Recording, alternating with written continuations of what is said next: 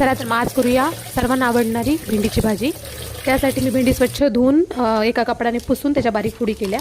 नंतर लगेच इकडे कढई ठेवली। कढईमध्ये तेल, जिरे, मोहरी, कोथिंबीर टाकली, थोडा कढीपत्ताही देखील टाकला आणि त्यामध्ये मी हिरवी मिरची, लसूण, कोथिंबीर, मीठ, जिरे आणि शेंगदाणे याच्या खलबत्त्यामध्ये कूट केला होता, मी यामध्ये टाकला। यामध्ये विशेषतः मी हळद, कांदा, लसूण मसाला किंवा इतर कोणताही मसाला किंवा लिटरली कांदासुद्धा त्यामध्ये टाकलेला नाही आहे। सिंपल सोबर अशी ही भेंडीची भाजी खूप छान क्विक होते।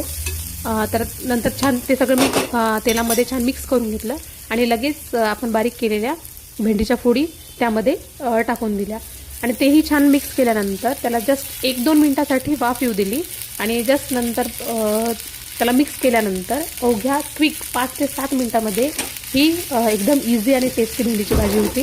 नक्कीच करून बघा। आणि तुम्ही बघू शकता भेंडीची भाजी शिजल्यानंतर अशा प्रकारे दिसते।